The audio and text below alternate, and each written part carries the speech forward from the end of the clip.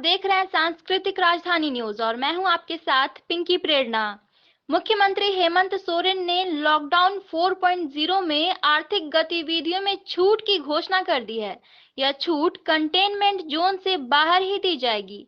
सोमवार को पत्रकारों से बातचीत करते हुए मुख्यमंत्री ने कहा कि फैक्ट्रियां चालू रहेंगी, निर्माण कार्य शुरू होंगे, गोदाम और वेयर हाउस खुलेंगे, हार्डवेयर दुकान, निर्माण से जुड़ी वस्तुएं, स्टेशनरी दुकान और टेलीकॉम कंपनियों के रिटेल आउटलेट खुलेंगे।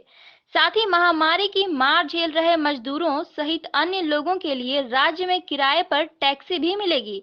वहीं शैक्षणिक, सामाजिक, धार्मिक, राजनीतिक सहित मॉल और होटलों के खुलने में अभी देरी है। लिहाजा कहा जा सकता है कि कुछ छूट के साथ लॉकडाउन जारी रहेगा। शाम को भारत सरकार ने चौथे लॉकडाउन का प्लान इशू किया है और आज उस गाइडलाइन पर चिंतन मंथन करते हुए हम लोगों ने भी कुछ निर्णय लिए हैं। और जैसे कि उनके गाइडलाइन को आप देखेंगे तो लगभग सभी चीज़ें खोल दी गई हैं, कुछ चीज़ों को छोड़कर। और हमने भी उस गाइडलाइन को ध्यान में रखते हुए राज्य के अंदर मौजूदा परिस्थिति को ध्यान में रखकर हम लोगों ने भी कुछ निर्णय लिए हैं।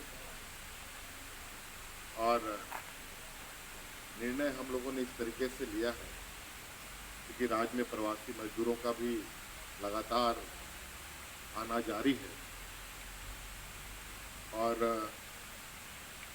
संक्रमण की स्थिति भी आगे पीछे हो रही है। और ऐसी स्थिति में आने वाला समय में लोगों को रोजगार की भी आवश्यकता पड़ेगी, आर्थिक गतिविधियों में भी कैसे हम उसको बढ़ा पाएँ। इंडस्ट्रियल एरिया जहाँ जहाँ है वहाँ पर ये एक्टिविटीज़ को हम लोग खोलने जा रहे हैं। भारत सरकार के गाइडलाइन के अनुरूप वो संचालित किए जाएंगे। और कंस्ट्रक्शन एक्टिविटीज जो है उनको भी हम लोगों ने चालू करने का निर्णय लिया है। और जैसे कि आपको पता है कि सीबीएसई ने बच्चों की एग्ज़ाम की तिथियां भी जारी की हैं। बच्चों को पढ़ाई लिखाई करने की भी अभी तैयारी की भी ज़रूरत है।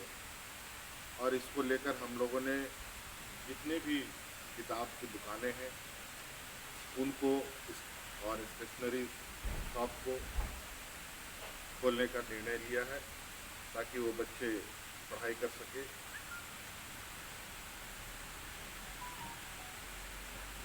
इसके अलावा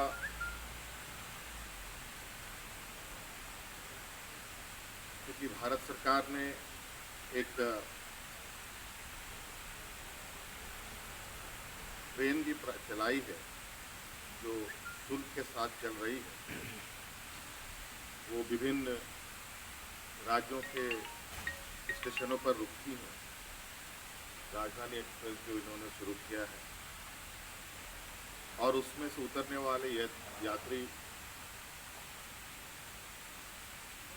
पूरे राज्य के विभिन्न क्षेत्रों में जाते हैं। उनको किसी प्रकार का कोई दिक्कत ना हो, इसके लिए हमने जो राज्य में चल रहे टैक्सी व्यवस्था उसको भी हम लोगों ने प्रारंभ किया है। अब राज्य के अंदर और अंतर्राज्य में भी विद परमिशन ये टैक्सियों का संचालन किया जाएगा। वैसे भी हम लोगों ने पहले कई चीज़ें खोल भी रखी हैं, जैसे कृषि से संबंधित सभी चीज़ें खुली हुई हैं। पहले से ही इसका आदेश निर्गत है जैसे बीज की दुकान, खाद की दुकान और उससे जुड़ी जितने भी मशीनरीज हैं, मशीन्स हैं, उन सभी को, जैसे ट्रैक्टर हुआ, उसका पार्ट्स हुआ और भी पंप हुआ वगैरह वगैरह जो भी चीज़ें हैं, उन सब चीज़ों पर। और इस तरीके से छोटे बड़ी चीज़ें के हम लोगों ने निर्णय लिया है। लिकर शॉप भी खोले जाएंगे क्योंकि आर्थिक व्यवस्थाएं भी करनी है और इस क्रम में इसको भी हम लोगों ने खोलने का निर्णय लिया है, जो बहुत जल्द ये सभी चीज़ें खुल जाएं। इसके अलावा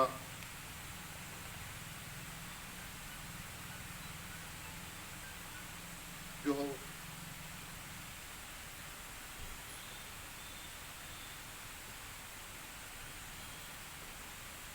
सर्विस जो है सेंटर्स हैं, जिसमें मोबाइल सर्विसेज हो,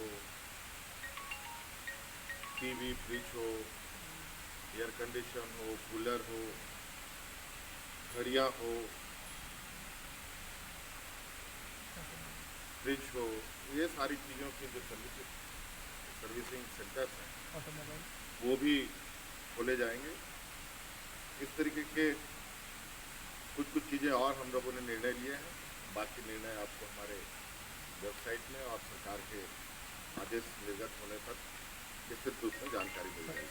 ये सर्विस सेंटर में ये मोटर व्हीकल्स का भी है क्या? मोटर व्हीकल्स का ऑटोमोबाइल हम लोगों ने, क्योंकि हमें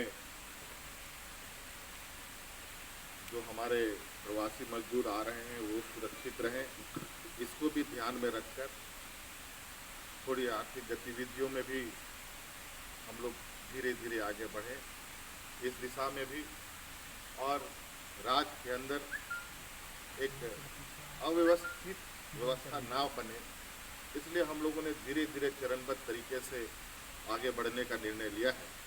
समय उपरांत हम लोग बाकी निर्णयों को हम लोग आप लोग के समक्ष रखेंगे और अब बाकी जो चीज़ें हैं वो आपको डिटेलिंग में हमारे साइट पे मिल जाएगा और सरकार के आदेश पर।